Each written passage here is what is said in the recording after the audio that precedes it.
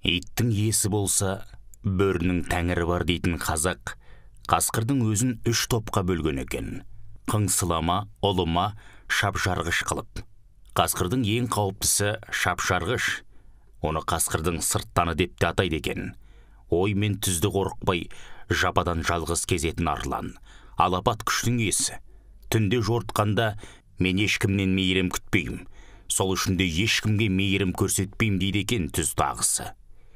Шатқалдағы қалың бөктердің ішінде кәрі арланның жатқанына да 7-ші күн.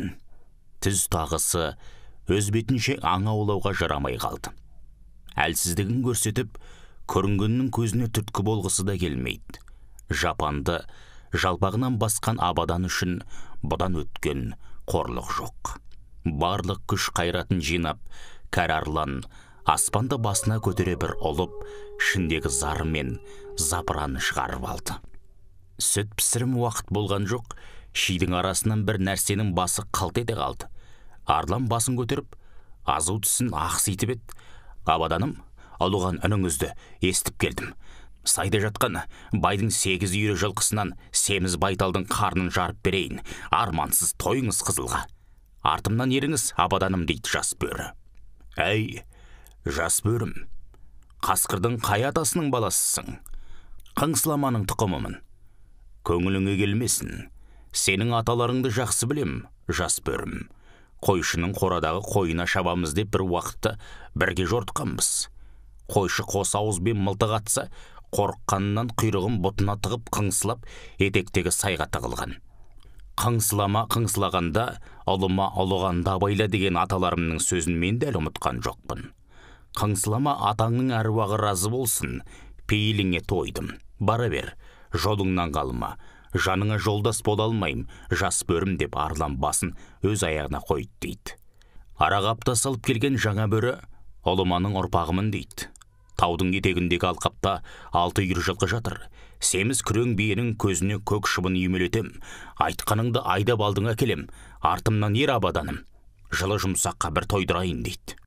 Көңіліңе келмесін, пейілі кең жас бөрім. Бір замандарда сенің аталарың менде жорыққа бірге шықтым. Айтып келген ұрыдай жемтікті көрсе болды, біреуі олыйт, қалғандар бөрінің көтіндей шулайды екен. Мұндай қасқырды көрсем көзім шықсын. Ұлыманың ұлығаны құрысын демекші, сол күні тәңір сақтамағанда жон теріміз сыпырылып, керегенің көркі болып қала жаздадық. Сенімен де жолымыз бірге емес екен, жас бөрім. Ниетіңе рахмет, деп арлан қалың бөктердің ішіне кіріп кетті. Ертеңіне түс ауа келген бөрінің жүрісі бөлек, жотасы биік екен.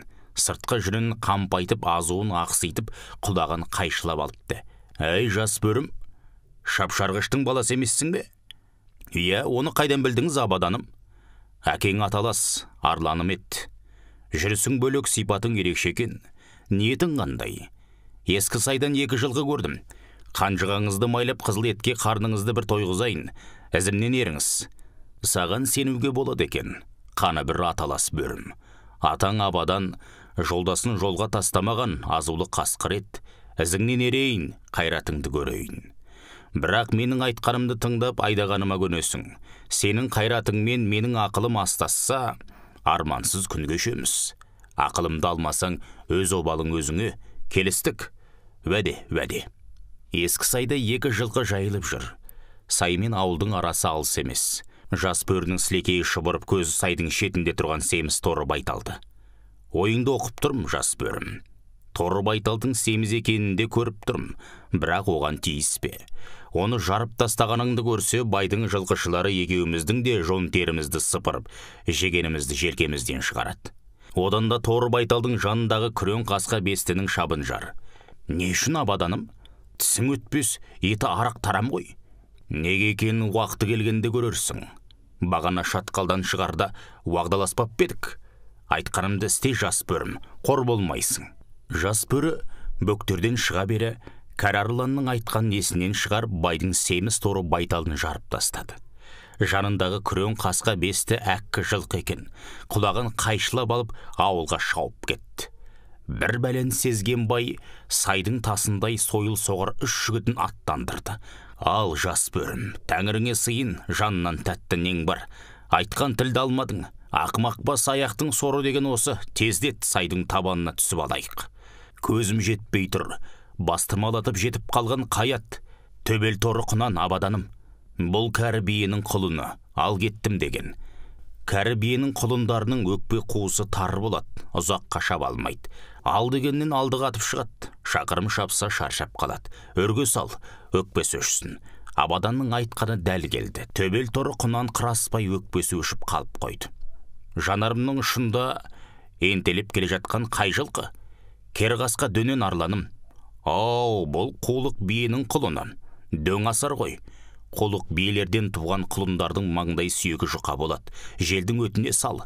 Желдің ызғары маңдайын тесіп желге қарай шаба алмай ығыз дейді. Ол қасқа ырғалып шауып ығыз дейін дегенше біз бел асамыз. Айтқаның келді сырттан.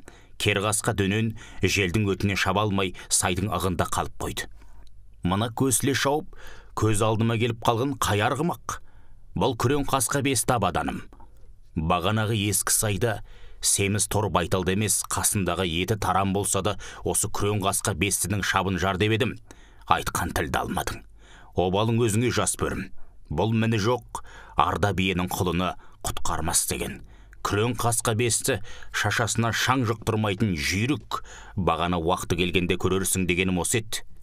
Кәрі қалтаң жас жалтаң деген, мына дөңді асқасын мен қалт етіп қара тастың ығында қалып қойайын. Сен жалт етіп жазыққа шық.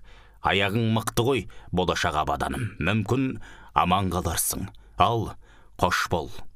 Қаратастың қасынан өтіп бара жатқан күрең қасқа бестінің қанжығасында тісі ақсиып сойыл тиген, басының қаны жерге тамшылап, құйрығы жер сыпырып ердің артында өңгеріліп кетіп бара жатқан жас бөріге қарап, өзің білме, білгеннің тілін алма деген қарғыстың үлкені депті кәрі абадан.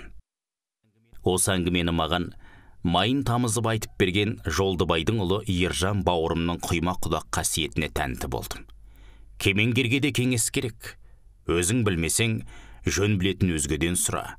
Мендікке салына берме, құрдымға кетесің. Мен деген шөл, біз деген көл, мен бар жерде Құдай жоқ деп халқымыз бекер айтпайды.